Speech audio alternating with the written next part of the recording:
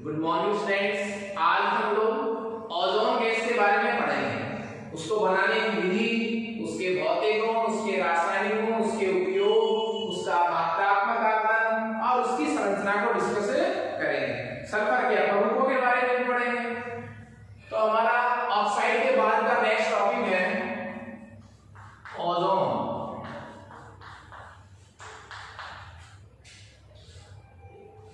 Ozone का सूत्र होता है O3।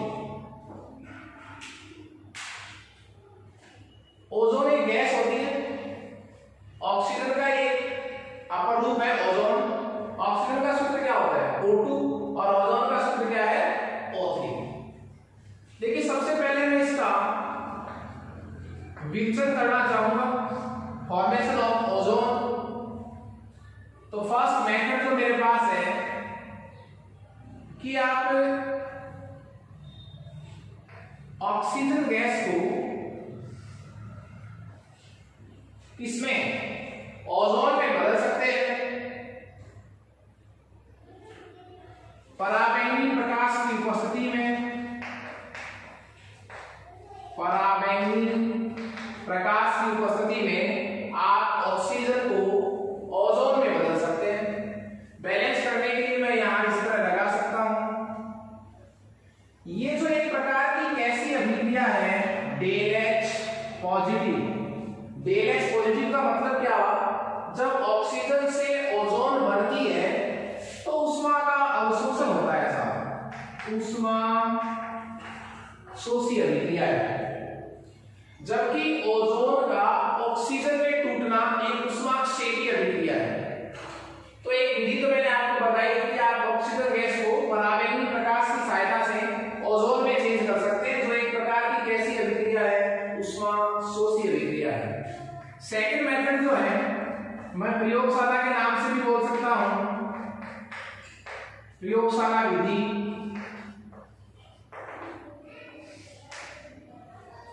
देखिए प्रयोगशाला विधि में क्या है कि आप ऑक्सीजन गैस को एक ओजोनाइजर में,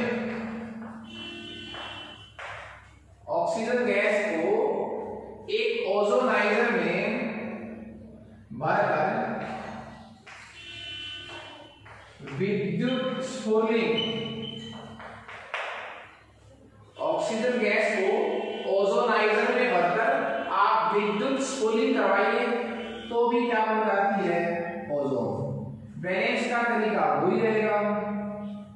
ये भी एक प्रकार की कैसी अभिक्रिया हुई, ऊष्मा शोषी।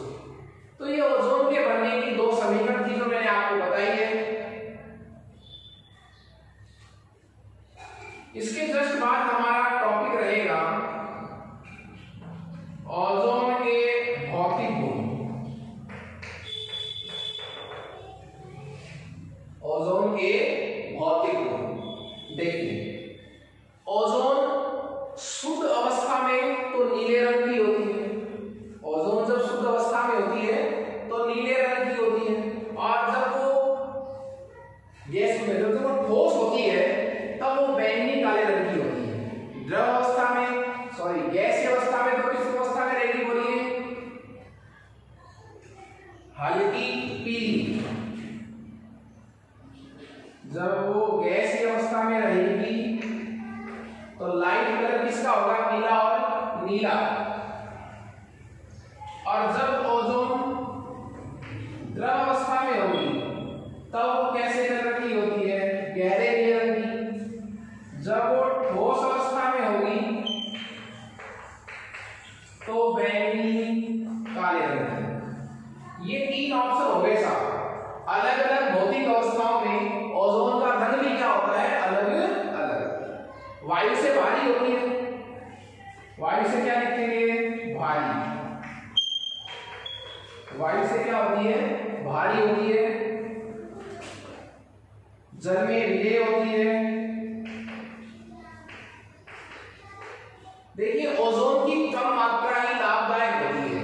यदि वायु में ओजोन की सांद्रता 100 ppm से क्या हो जाए, अधिक हो जाए, पार्ट्स पर मिलियन 100 ppm से अधिक हो जाए यदि वायु में किसकी सांद्रता, ओजोन की, तो अनेक समस्याएं मानव हो जाती हैं, सिर दर्द का होना है, चक्कर आना वगैरह। ओके, इसी में हमारा नेक्स्ट टॉपिक है ओजोन की संरचना। देखिए ओजोन की लुईस संरचना को आपने 11th क्लास में डिस्कस किया है। सूत्र चूंकि है क्या, ओजोन O3, बायगन कोष में टोटल नंबर ऑफ इलेक्ट्रॉन कितने हो गए, ऑक्सीजन के बायगन कोष में 6 इलेक्ट्रॉन होते हैं, 3 ऑक्सीजन के परमाणु हैं तो 6 दिया 18 इलेक्ट्रॉन का आपको हिसाब देना है।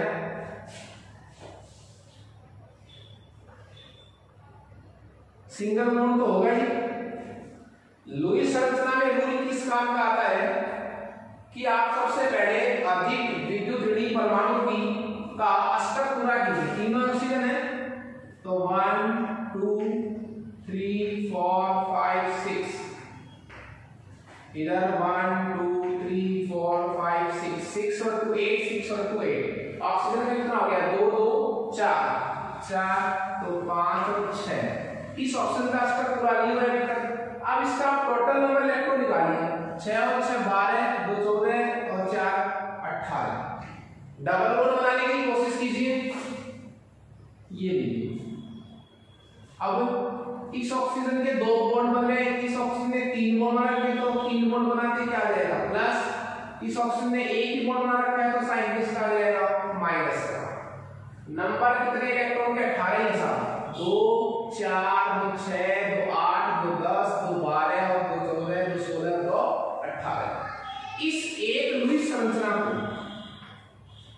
आप दूसरे तरीके से लिख सकते हैं।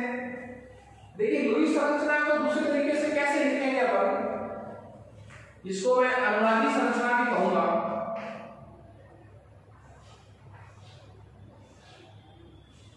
कि इस बार ये बोर्ड कैसा रख लीजिए, सिंगल, इसको क्या बना दीजिए डबल। तो ये सिंगल रख दिया और ये डबल, क्यों,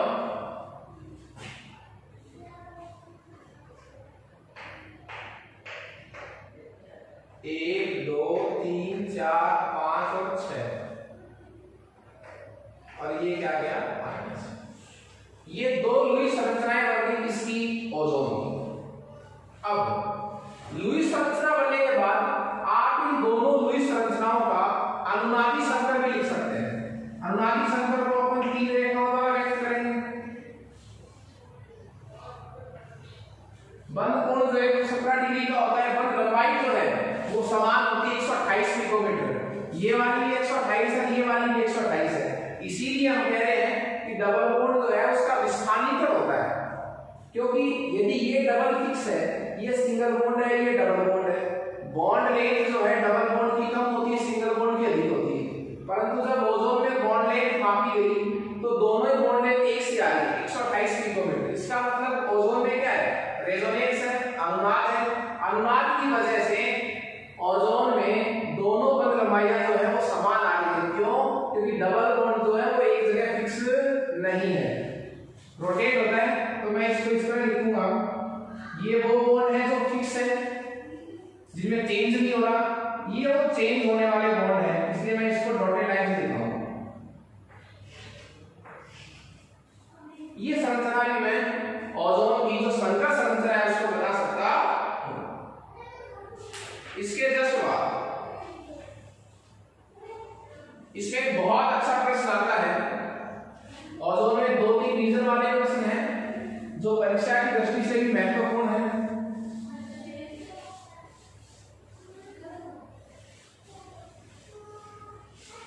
पहला प्रश्न तो इसकी बनाने की वीडियो में छुपा हुआ है।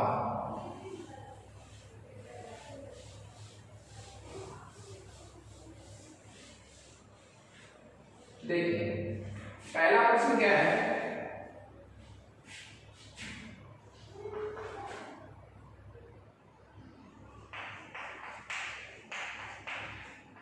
ओजोन का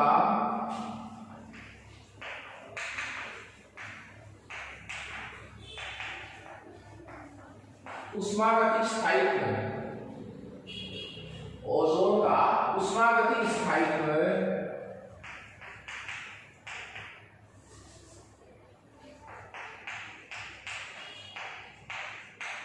ऑक्सीजन से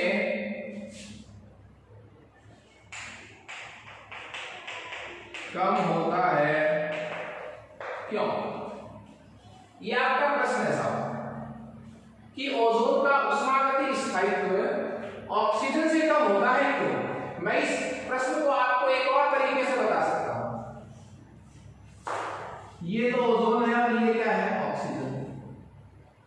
जब ये स्वतंत्र अवस्था में रहेंगी तो किस रूप में अधिक रहना पसंद करती हैं? ऑक्सीजन के रूप में। मतलब ऑक्सीजन जो है ओजोन की बजाय O3 की बजाय O2 के रूप में उसका अस्तित्व जो है वो ज्यादा स्थायी होता है। मेरी बात समझ रहे हैं आप? जो ऑक्सीजन है वो ओजोन के रूप में नहीं रहकर O2 के रूप में ज्यादा रहना पसंद करती है। उसका रीजन क्या है? क्योंकि ओजोन जो है वो जब गर्म करते हैं, टेम्परेचर देंगे तो वो किस में चेंज हो जाती है? ऑक्सीजन में स्वतः ही। जबकि ऑक्सीजन को ओजोन में स्वतः चेंज नहीं किया जा सकता। तो मेरे कहने का मतलब क्या हुआ? ओजोन से ऑक्सीजन स्वतः बनती है, जबकि ऑक्सीजन से ओजोन स्वतः नहीं बनती। स्वतः प्रक्रम कौन सा हुआ? ओजोन से किसका बनना? ऑक्सीजन का बनना। और स्वतः प्रक्रम जो है वो स्थायी होते। तो देखिए दो समीकरण लिखूंगा इसमें। आप ऑक्सीजन से जब क्या बनाते हैं? ओजोन। जब आप ऑक्सीजन से क्या बनाते हैं? ओजोन। तब तो उष्मा का अवशोषण होता है। और जब आप ओजोन से क्या बनाते हैं? ऑक्सीजन। वो प्रक्रम होता है उष्माक्षेपी। इतनी सी बात समझ में आ रही है? ऑक्सीजन से ओजोन का बनना एक उष्माशोषी प्रक्रम है, ओजोन से ऑक्सीजन का बनना एक उष्माक्षेपी प्रक्रम है। मैं इस फाइकिस को बता रहा हूं ऑक्सीजन। उसका रीजन क्या है? जब ओजोन से ऑक्सीजन बनती है तो उष्मा का क्या हो रहा है?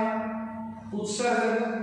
और उष्माक्षेपी प्रक्रमों के लिए जब उष्मा का उत्सर्जन होता है वहां एंट्रोपी परिवर्तन कैसा हो जाएगा? धनात्मक।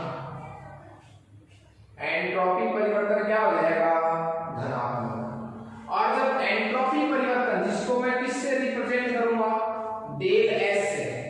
जब एंट्रोपी परिवर्तन धनात्मक हो जाएगा तो गिब्स ऊर्जा में जो परिवर्तन है वो क्या हो जाएगा? ऋणात्मक। मतलब डेल जी का जो आंसर है वो किसमें आएगा? माइनस में। और डेल जी जिनके लिए माइनस में होता है, ऋणात्मक होता है, वो प्रक्रम क्या होते हैं? स्वतः प्रक्रम। इसका मतलब ओजोन स्वतः ही ऑक्सीजन में विघटित होती रहती है। इसका मतलब ओजोन से ज्यादा उष्मागतिक स्थायित्व किसका है? ऑक्सीजन का। मैं इस प्रश्न को आपके सामने वापस से रिवाइज करूंगा। ऑक्सीजन से ओजोन का बनना एक उष्माशोषी प्रक्रम है, ओजोन से ऑक्सीजन का बनना एक उष्माक्षेपी प्रक्रम है। तो ओजोन से क्या बन रही है जब? ऑक्सीजन। प्रक्रम कैसा बता रहा हूं? उष्माक्षेपी। उष्माक्षेपी प्रक्रमों के लिए एंट्रोपी परिवर्तन कैसा आएगा? धनात्मक। धनात्मक एंट्रोपी परिवर्तन आएगा तो गिब्स ऊर्जा में परिवर्तन क्या आएगा? ऋणात्मक। और गिब्स ऊर्जा में परिवर्तन यदि कैसा है? ऋणात्मक है, तो डेल जी का ऋणात्मक मान हमें प्रक्रम के स्वतः होने को प्रदर्शित करता है। और प्रक्रम स्वतः होने का अर्थ क्या निकालेंगे अपन? कि ओजोन स्वतः ही ऑक्सीजन में विघटित होती रहती है, चाहे वो सूर्य के प्रकाश की उपस्थिति में हो। एक और प्रश्न यहां से बहुत अच्छा है।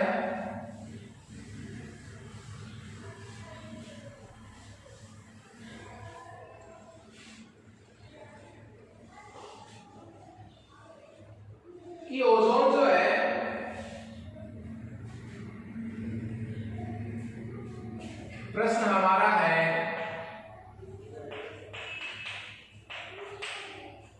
ओजोन एक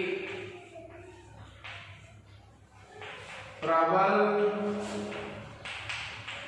ऑक्सीकारक होती है क्यों? प्रश्न क्या है हमारा, ओजोन एक प्रबल ऑक्सीकारक होती है क्यों? तो देखिए इसका आंसर क्या होगा। ऑक्सीकारक का मतलब क्या होगा? ऑक्सीकरण करने वाला। आपको पता है जो ओजोन है वो उष्मागतिक रूप से उसका स्वतः ही किसमें विघटन होता रहता है? बोलिए, ऑक्सीजन में। ओजोन का स्वतः ही किसमें विघटन होता रहता है? ऑक्सीजन में।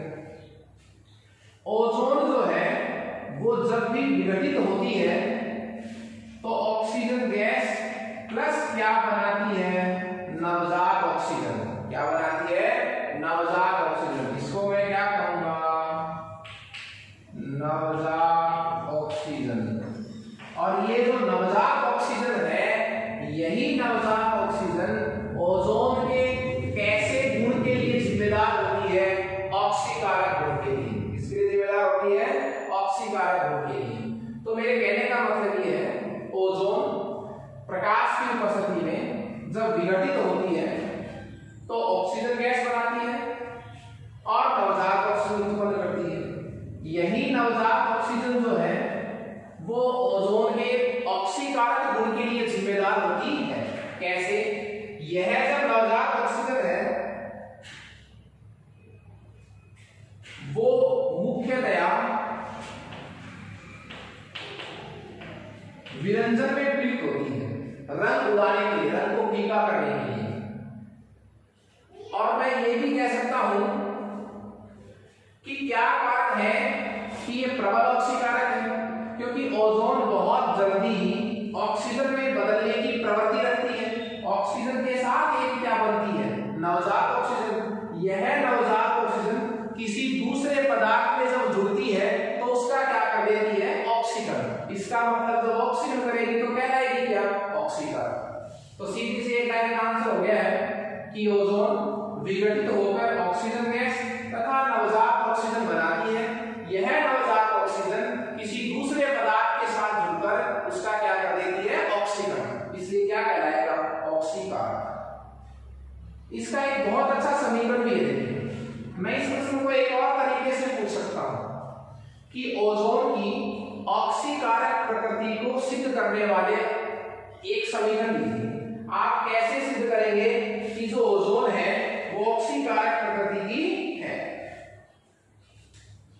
तो जो ओजोन है पीबीएस, जिसका कलर कैसा होता है? काला। Lead sulphide, sulphide, lead sulphide, काले रंग के लेड सल्फाइड का और किसमें चेंज कर देती है? लेड सल्फेट में, जिसका कलर कैसा होता है? सफेद। काले रंग के लेड सल्फाइड का सफेद रंग के लेड सल्फेट में चेंज कर देती है।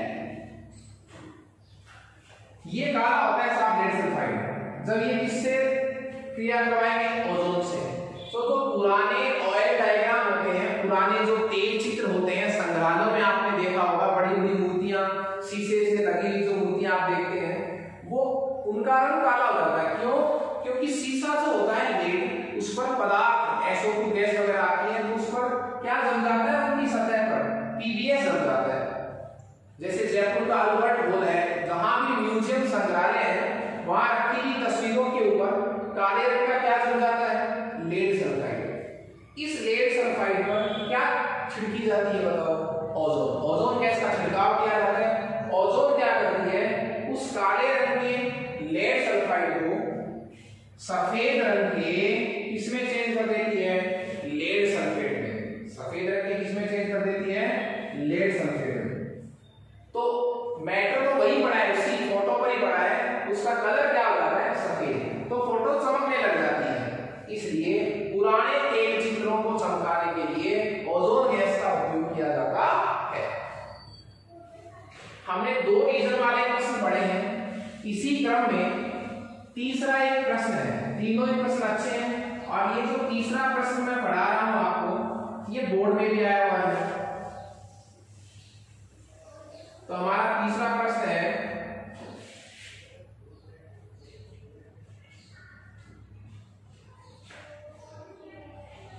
कि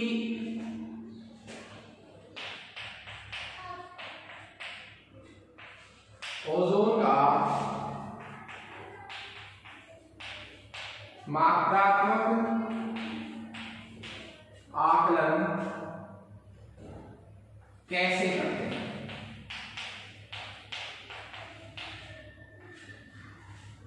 ओजोन का मात्रात्मक आकलन कैसे करते हैं? देखिए, सबसे पहले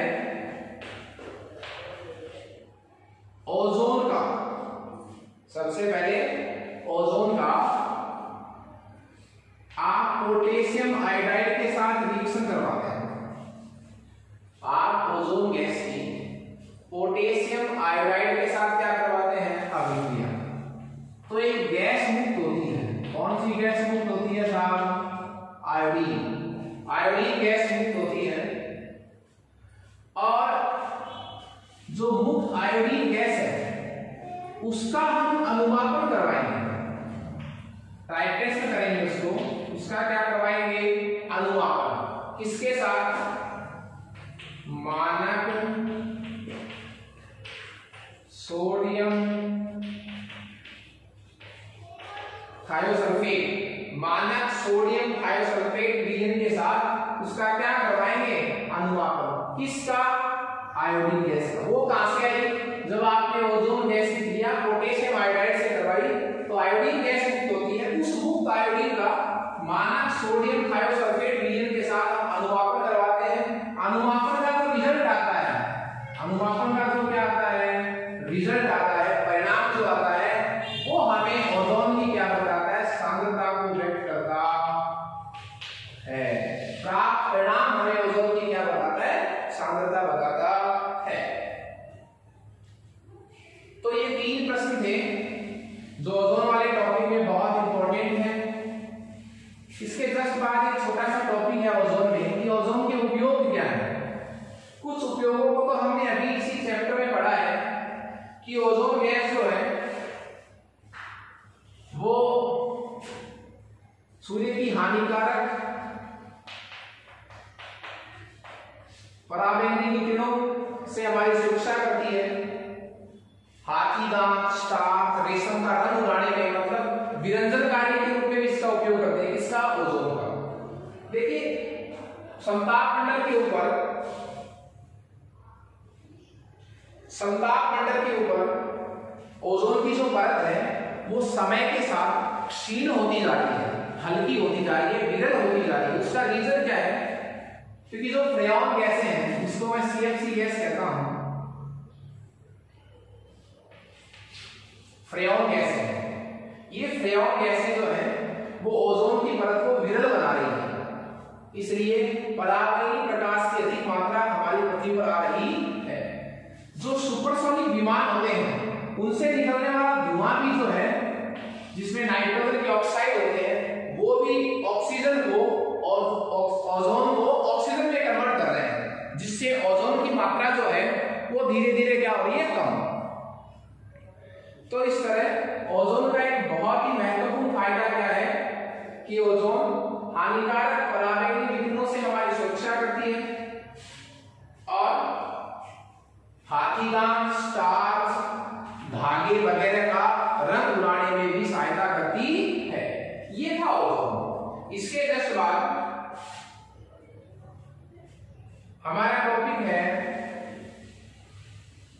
सल्फर के अपरूप।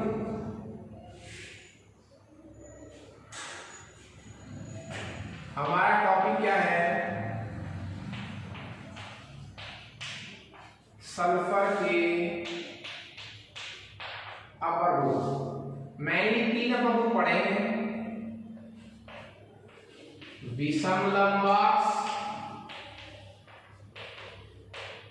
सल्फर कैपिटल बी, एक नताक्ष सल्फर सी,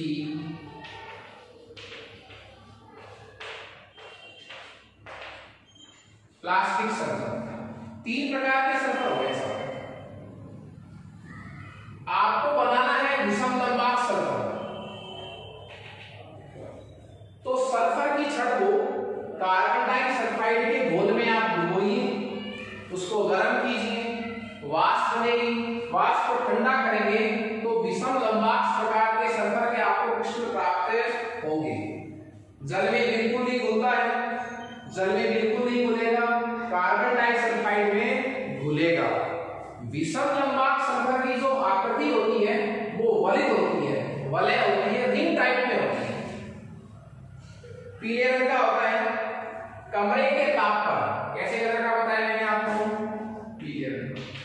कमरे के ताप पर सल्फर का सर्वाधिक स्थायी रूप कौन सा है? विषम लंबाक्ष सल्फर है। ओके। और 369 केल्विन ताप से कम ताप पर, यदि टेम्परेचर कितना है? 369 केल्विन, तो 369 केल्विन ताप से यदि ताप कम है तब तो सल्फर किस में रहता है? विषम लंबाक्ष में। और 369 केल्विन ताप से यदि ताप क्या है? अधिक है, तो विषम लंबाक्ष सल्फर जो है वो किस में चेंज हो जाता है? एक नताक्ष सल्फर में चेंज हो जाता है। इसीलिए 369 केल्विन ताप को एक नाम क्या बोला गया है? संक्रमण ताप, ट्रांजिशन टेम्परेचर, जिस पर दोनों अपरूप जो है वो सामने में रहते हैं। आपको विषम लंबाक्ष सल्फर से एक नताक्ष सल्फर कैसे मिलेगा? आप एक नताक्ष सल्फर को एक प्लेट में भर दीजिए, उसको ठंडा होने दीजिए, तो सतह पर पपड़ी जम जाती है। पपड़ी को आप कुरेद कर एक नताक्ष प्रकार के जो क्रिस्टल है सल्फर के, उनको प्राप्त कर सकते हैं।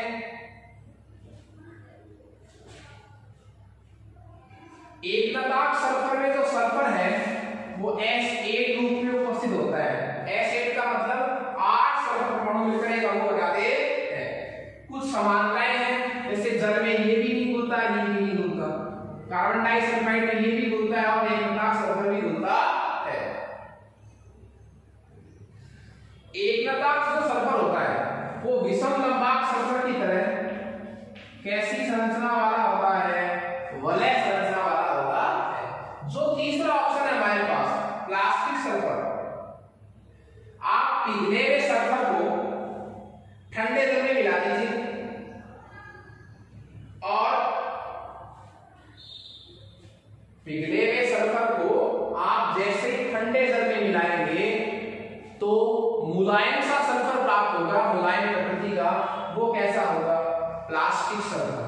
और प्लास्टिक सल्फर में जो सल्फर होता है वो S6 के रूप में व्यवस्थित होता है। S6 और विषम लंबाक्ष एक नताक्ष में सल्फर कैसा है? S8 रूप में। ओके। जो प्लास्टिक है उसका विन्यास कैसा होता है? कुर्सी रूप विन्यास होता है। तो मैंने फास्फोरस में भी आपको 3 प्रकार के अपरूप बताए थे, सफेद, लाल और काला फास्फोरस। उसी तरह सल्फर के भी 3 अपरूप अपने पढ़े हैं। विषम लंबाक्ष सल्फर जिसमें सल्फर S8 रूप में रहता है, प्लास्टिक सल्फर जिसमें S6 के रूप में रहता है। ये दोनों जल में नहीं होते हैं, दोनों एक दूसरे पर किस ताप पर साम्य में रहते हैं?